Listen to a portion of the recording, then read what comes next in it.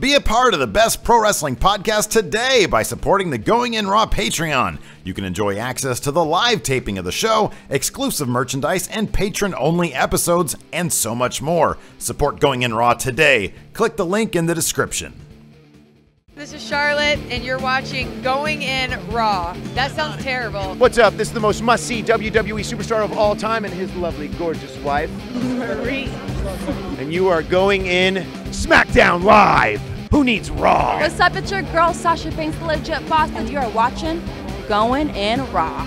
Oh, baby, I like it Raw. Oh, baby, I like it Raw.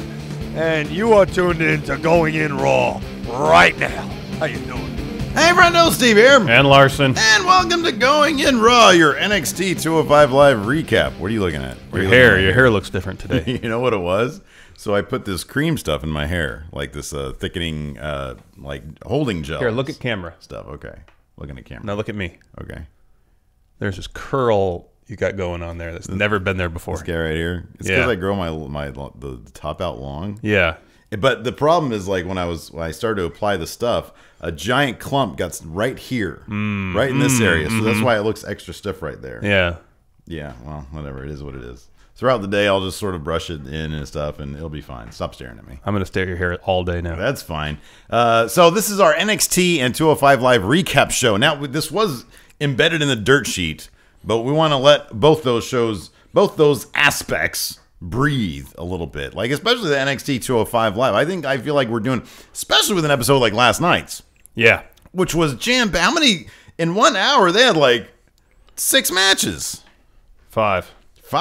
Anyways. I figured they'd spread that tournament thing out like over 2 episodes. Yeah, I thought they would too, but they didn't. But man, they packed them all in, and they kicked it off with a steel cage match For the NXT title. for the NXT title of all things. This Shinsuke Nakamura Samoa Joe feud seems to have reached its end last night. Yeah. With a taped match from, I mean, it was all taped, but this was taped from their tour In Melbourne, Australia. in Melbourne, Australia. So we got to see Shinsuke Nakamura and Samoa Joe in a steel cage. So it's you know, hopefully NXT going forward will be a bit more packed. You know, it always varies week to week what we're going to get with NXT, if it's going to be packed or really light. Like the post takeover shows, because they haven't like quite taped the next round of tapings yet. Yeah. Well, usually they'll tape a couple matches before the takeover.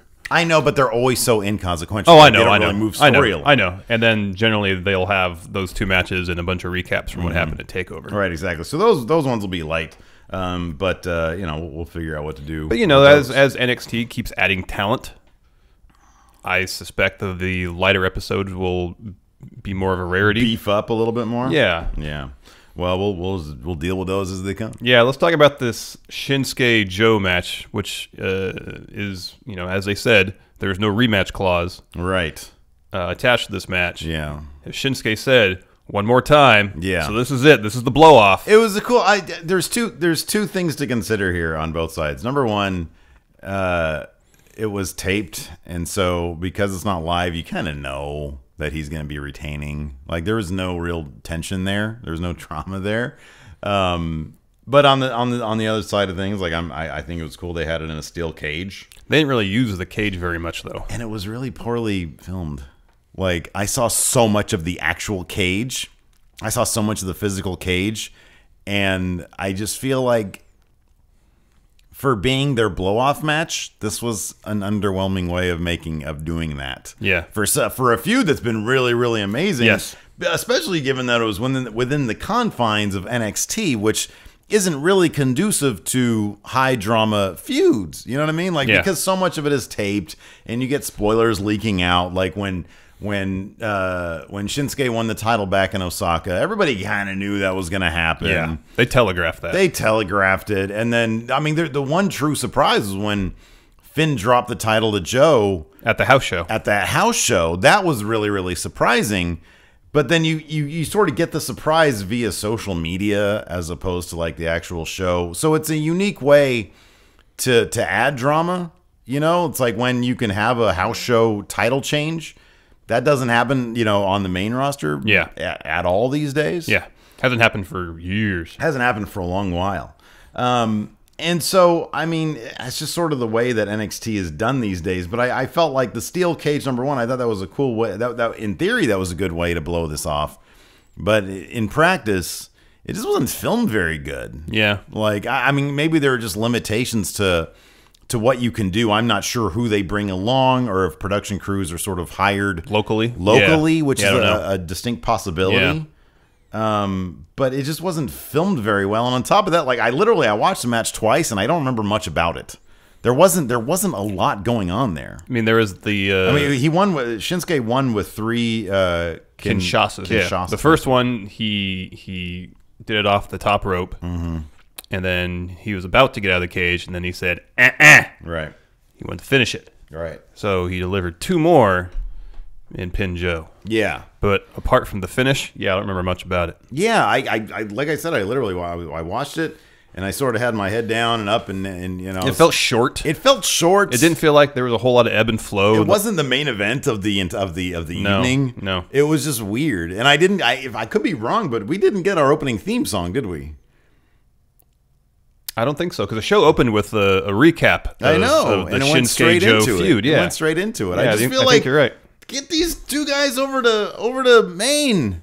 Both of them, please. Just do it. Mm-hmm. So are we thinking...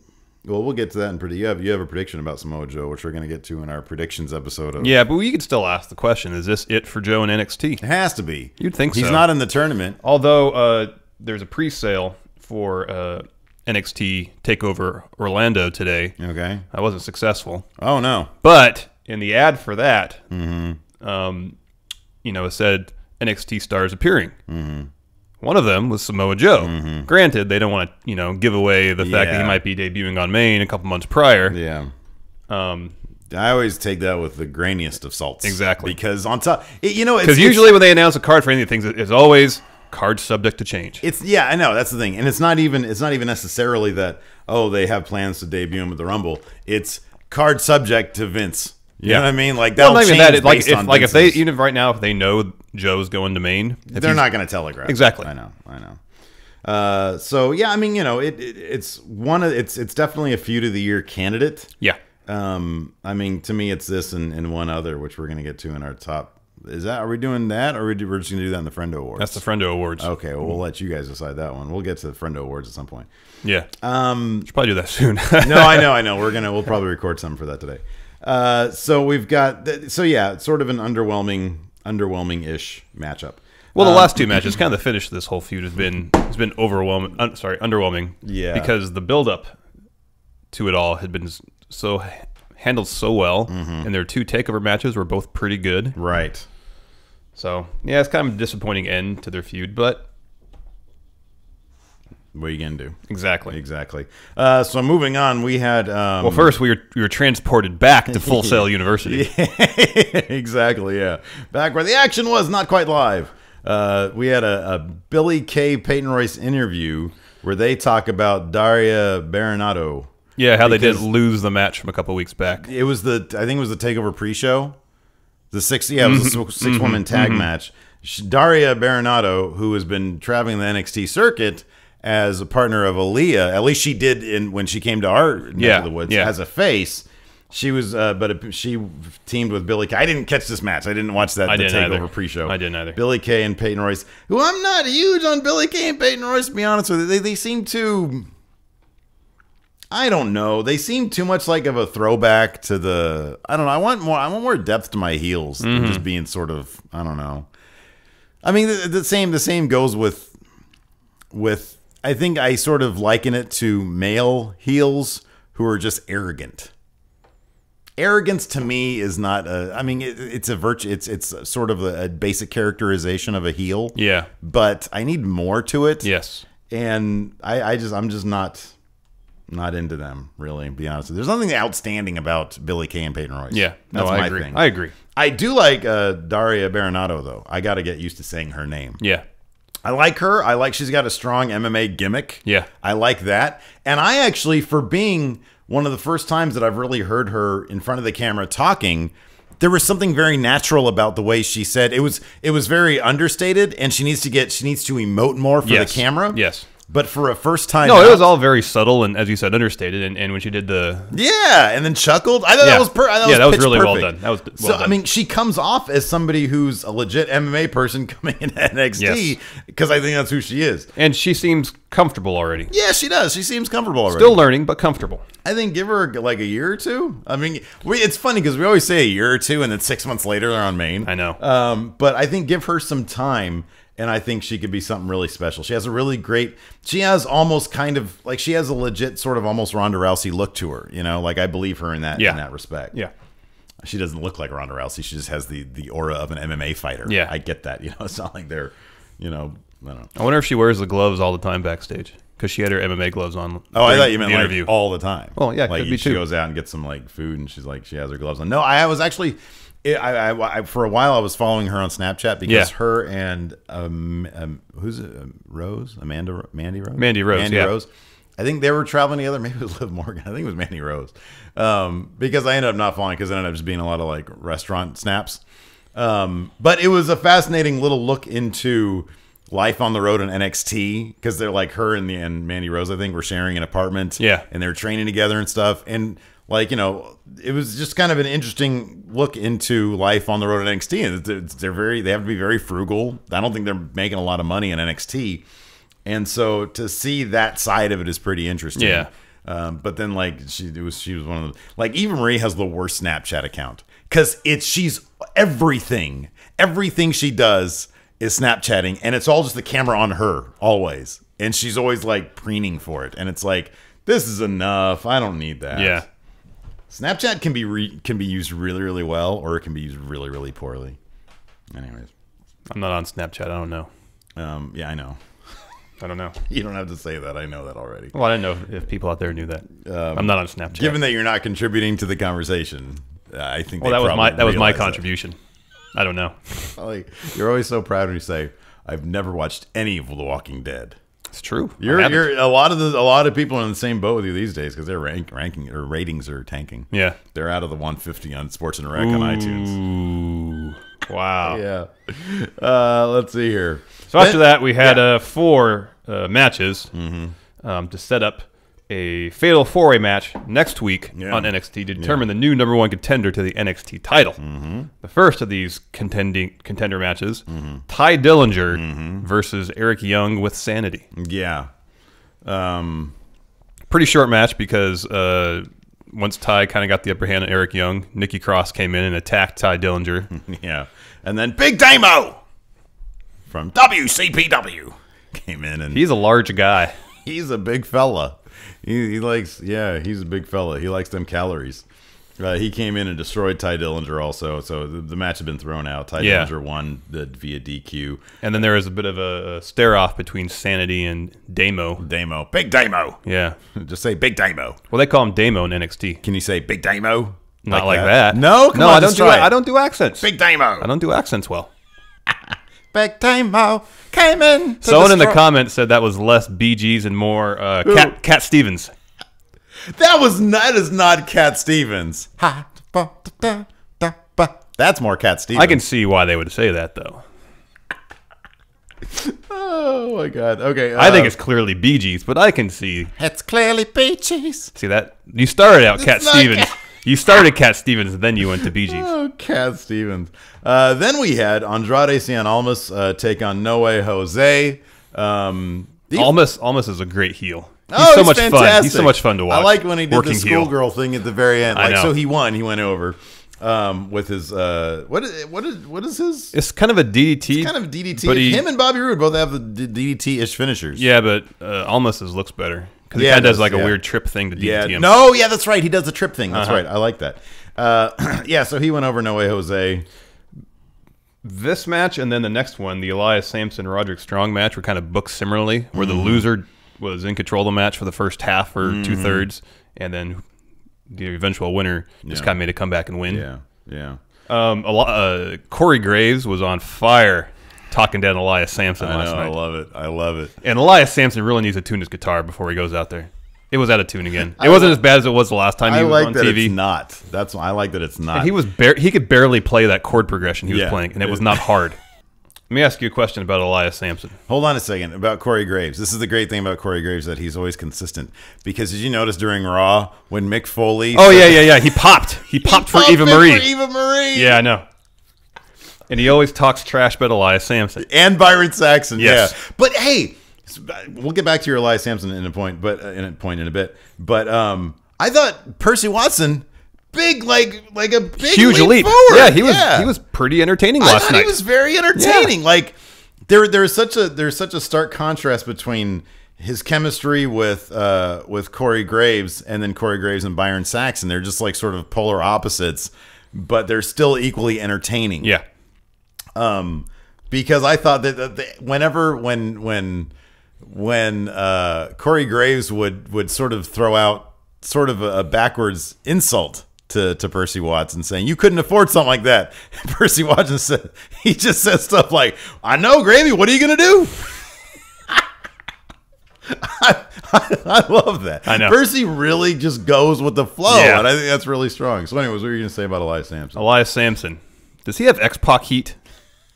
Not with me. No, I know, but that crowd does not like him at all. He's terrible. And he hasn't done enough to generate, I don't feel like, genuine heel heat. Oh, he's terrible because everybody knows he's going to lose. No, genuine heel heat? No. No, that's But X-Pac he's heat. terrible. He's terrible. He's the antithesis of what the Full Sail crowd really wants. Yeah. Because, like, not only does he have, like, a cartoony gimmick, he's got, like, the what do you call it, the vocational gimmick? Yeah. Which is, like, and it's, like, the worst vocation. It's, like... Well, I mean, it's pretty much hobo. Right? I mean, they call him the Drifter. He's a transient, correct? He's a transient. That's right. He's a transient. So it's like nobody wants to see that. And number two, like you said, his musical skills are terrible. He's awful. And he does make a point of singing and playing his guitar Poorly. But on top of that, like you add that, he's built like your quintessential Vince guy. Yeah. He's like a big monster. He's huge. Like he's like a big sort of bodybuilder looking guy. Yeah. I love him. God, I love him for all that. Like you throw in the ingredients of he's like the epic mealtime of wrestling. All the worst ingredients, and it comes up with something amazingly bad. Yeah, that's what I love about him. Love that Roderick Strong though. Yeah, I really need to go back and watch some Roderick Strong from Ring of Honor. I would love to see him work a match with. I know he wrestled AJ Styles in Ring of Honor. Love to see that on Main. Oh, for sure. And there's probably a half dozen people in NXT. I want to see Roderick Strong wrestle. Roderick Strong should just wrestle Oney Lorcan at least once a month, based on the house show match they had, which is fantastic. I know, but then you have the Sheamus Cesaro problem. They'll just tear each other apart. You will not have two competitors left. Speaking of Oney Lorcan, he took on the glorious Bobby Roode, who had a new robe. Could you imagine if the fatal fatal four-way that we ended up with was No Way Jose, Elias Sampson, Oney Lorcan, and then I guess Eric Young. Like if you want to be silly about it, how great would that be? That'd be awesome. Roderick Strong would be the favorite. No. All the losers. Oh, sorry. Oney Lorcan, Elias Sampson, Eric No Way Jose. Eric Young would be the favorite. And then Eric Young. He'd definitely be the favorite. Yeah, and that's why they had the DQ finish, because they needed Eric Young to look strong and Sanity to look strong. Yep. This decent match. Yeah, I love Oney Lorcan. He's great. Yeah. We knew Bobby Roode was gonna win. Oh yeah. I mean, they teamed up. The only sort of question mark here was that first match, Ty Dillinger versus Eric Young. Young. Think so? I would mean the Cien Almas No Way Jose match. Do I overestimate? Yes. No Way Jose. Way too much. All right. From the get. Okay. From the get. Now is he? I thought he was going to beat Austin Aries in Brooklyn, but. No. The only question mark I thought was Ty Dillinger, Eric Young, because I thought they were sort of on the same level. Like, and even in that respect, I was like, okay, no, Ty Dillinger's going to go over here. But I was not surprised at all that it was a DQ finish. Yeah, not a clean finish. But yeah, Bobby Roode ended up winning with his glorious DDT or whatever they call it. Yeah, I don't think they have a name for it yet. I don't think they have a name for it either. So yeah, we're looking at Bobby Roode, Roderick Strong, Andrade Cien Almas, and Ty Dillinger to come out of this. I mean, it seems obvious to me. It looks like Bobby Roode's going to be fast-tracked to that NXT title. Seems that way. It makes sense.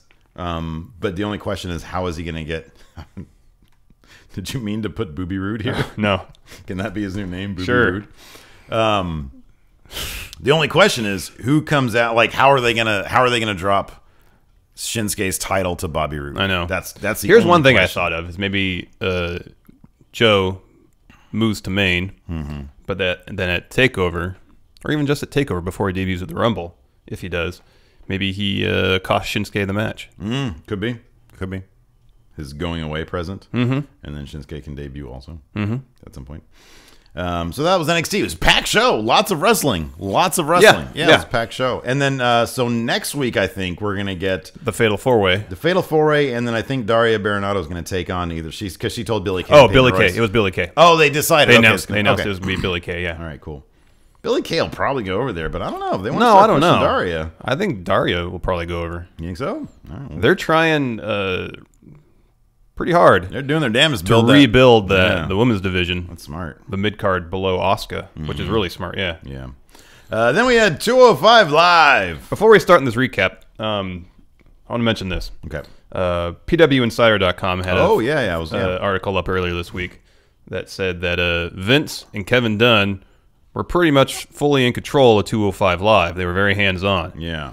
So I guess that would explain why it feels so different than the Cruiserweight Classic. Oh, yeah, for because sure. it's not Triple H. Yeah. And whomever. I mean, I don't know if the same agents backstage are working with the talent to book the matches on 205 Live or Raw that were working with them at the Cruiserweight Classic. Yeah. I don't know. Yeah, I don't know. But I mean, it makes sense why they're working a WWE style versus Well, a Cruiserweight it style. also makes sense. I mean, just by virtue of the fact that they're filming it right after SmackDown, it's like it makes Oh, sense yeah. that Vince and Kevin Dunn would be doing that. Like, I think, yeah. I mean, it is what it is. That's why it has a WWE feel to it. Yeah. That being said, the main event last night felt a little more Cruiserweight Classic Yeah. because Swan and Perkins, they worked a faster pace. Had some more interesting moves. So maybe they're hopefully going to let a little more of the pure Cruiserweight style get into the Cruiserweight division. Look, man, all I care about right now is I know, you love Jack Gallagher. I know. Oh, my God, I love him. You see when he was going to do that suicide dive? Yeah. No, that was funny. That was amazing. I love him. I was so disappointed because so they announced that UK championship in that tournament. So We're going to talk about that more on Dirt Sheet. oh, okay, all right. So Jack Gallagher took on King Arthur, Drew Gulak. Yeah. Oh, shit. Austin Aries was great last night. He was, I know. He asked if Drew Gulak worked at Medieval Times. My favorite thing is he said last week he compared Jack Gallagher to Mr. Pretzel, which I don't know if it's a thing, but then he corrected himself and said he didn't mean that. He meant Julius Pringle. And I was pretty sure, I was like, is that the name of the guy in the Pringles can? What? And I looked it up, and that's the name of the guy in the Pringles can, Oh my is Julius God. Pringle. I love Austin Aries. Oh He's my great. gosh. Julius Pringle. Oh, yeah, look at that. It killed me. Oh my gosh. What did he call him the first time? Mr. Pretzel. Is there a Mr. Pretzel? Not that I'm aware of. It was so funny. Mr. Pretzel. Oh, Did he mean Mr. Salty? Maybe. Who's this guy? Kind of looks. I could see him. Did he mean Mr. Peanut? Yeah, maybe. Okay, but Mr. Peanut just has a monocle. He doesn't have a mustache. He corrected himself. He corrected himself. Oh my God, he's so great. A week later, he made a point of correcting himself I love that. and put forth a correct and better reference. It'd be such a boon for the 205 for the Oh, yeah. cruiserweights if Austin Aries does in fact enter into it. That'd be great. I mean that elevates it so far Yeah. up. That's fantastic. So yeah, we had Jack Gallagher versus Drew Gulak. Gallagher went over, right? Yeah, drop kick in the corner again. Yeah. Okay. All right. You don't like that drop? I like the drop kick. I'm happy with the drop kick because it's a strong move. I wish his headbutt was his finisher. Oh, I love the headbutt. I think that's a better finisher. I love that headbutt because isn't that illegal? Are you allowed to headbutt people? How's that Yeah. illegal? I thought that. I didn't know that In was wrestling, you mean? illegal. Yeah. No, you can headbutt all you want. Really? Yeah. I It's don't always remember been that way. I thought it was like a. Do you not remember the finish to the not Not an instant DQ, but I thought that. No, it's not a DQ at all. The ref isn't going to say, "Hey." The whole finish to the ladder match, Intercontinental title match at the yeah, WrestleMania yeah, we went to yeah. between Dolph and Daniel Bryan was just headbutts. Yeah. off on the ladder. I know, but that was like a no DQ match. It doesn't matter. You can headbutt. Really? Yeah. Okay. I mean, you're not More supposed. people should use the headbutt. You're then. not supposed to punch, but people punch in the ring. What's going on here? I got to sit right now. What is that? I don't know. Looks like you scratched yourself. I guess so. I don't know. My kid. She likes to scratch. She likes to claw at my eyes. So, what did you think about T.J. Perkins' performance last night? They're giving him a little bit more edge. Yeah. And the interview was so, but I thought during the match, he actually did a pretty good job. Yeah. I think he's getting better. I think they're giving him a little bit more to work with. I think he's better in the ring and everything. I don't know. I think I'll put it this way. With TJ Perkins, for me personally, it's going to be a battle of attrition. Meaning, the more I see of him, and honestly, I think what you're saying is probably right. The more I see of him, the more he's around, the more he's going to get comfortable, the better he's going to be. But also, it's just a matter of, for me, it's going to be, I don't actively dislike the guy. It's not like the Bollywood boys, who I just want to just push over. I want to, like, shove them. Even though they liked one of our friendos, I think it was, that's a Sandra. I think she tweeted at me the Bollywood boys video of them doing Bollywood things in their car. And I said something, I want to push it, and they liked my tweet. Or they liked her tweet. I forget. Maybe they didn't see my response. I don't know. They were like one of the only people to like that tweet too. I don't know. I really just want to push them around. They were nowhere to be found though. Yeah. Where's my? I want them on the show so I can talk shit about them. I can't stand them. Can't stand them. They're so nerdy. Yeah. Then we had a promo for Tajiri. Returning Tajiri. He's coming back. That's awesome. This man does not age, evidently, because he looks the exact same as he did back then. It would be cool if they did have him age a lot.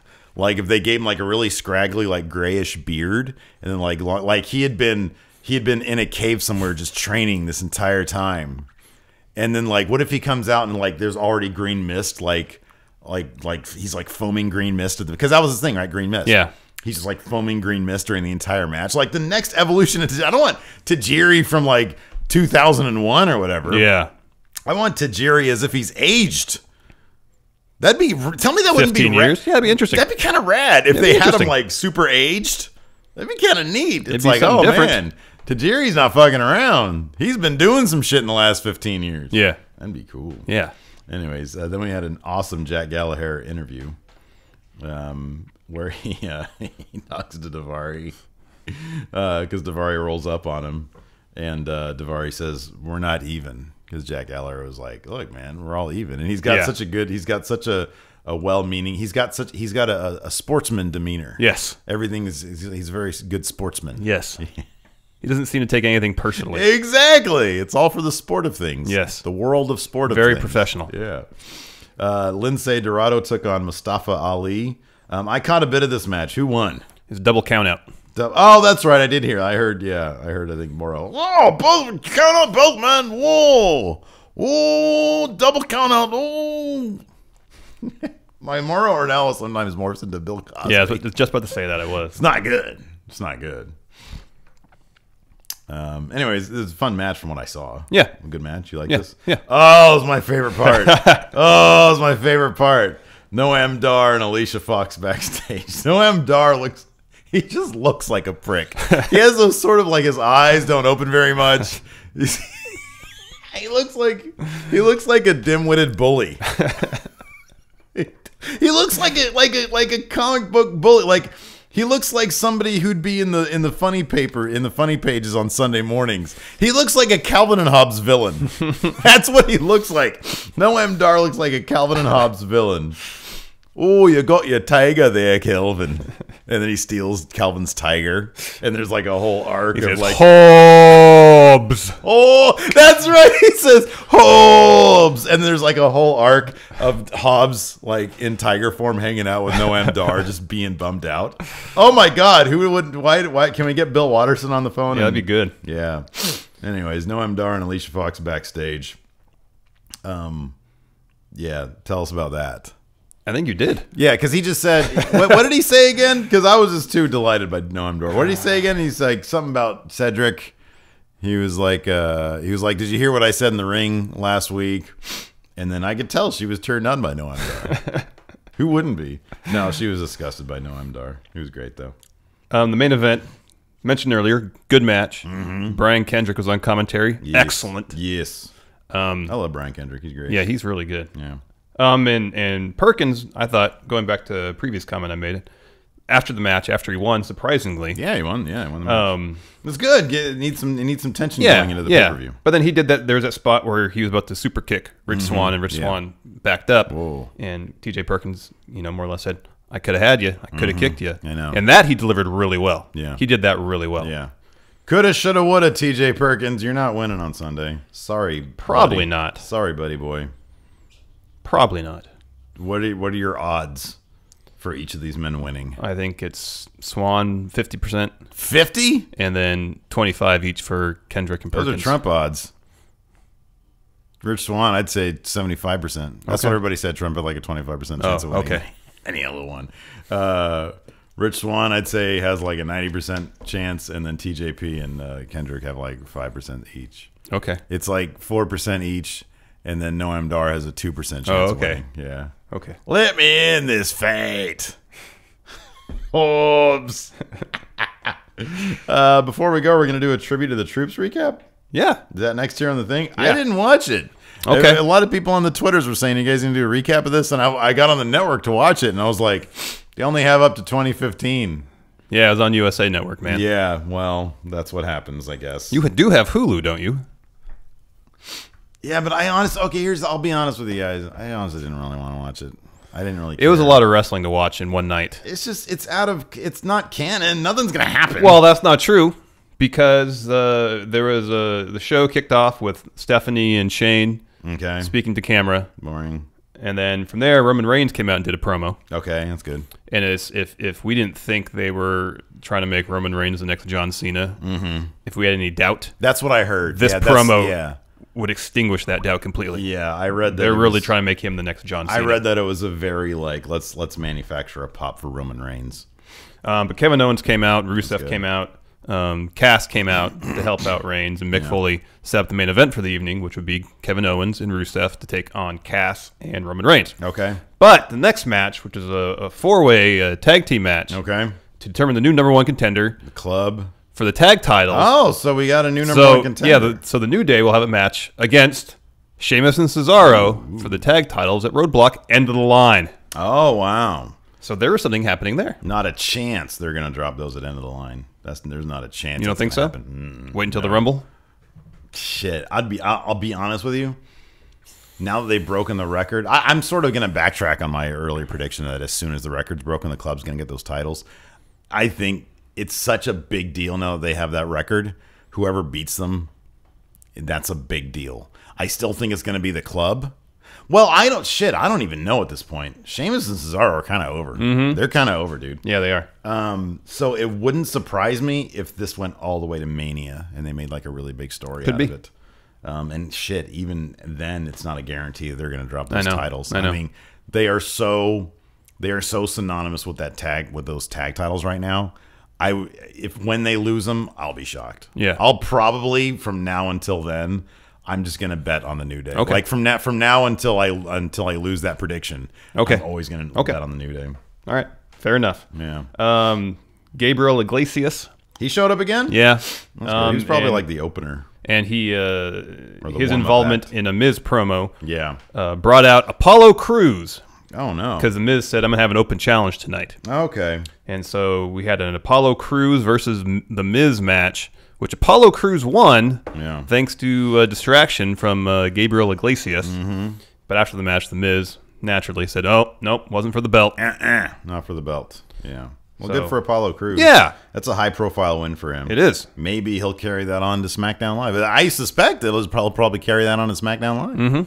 Well, big things ahead for Apollo Crews. Yes. Next, we had a tag team match. Okay. Dolph Ziggler and American Alpha took on the Wyatt family. They're going to lose this match.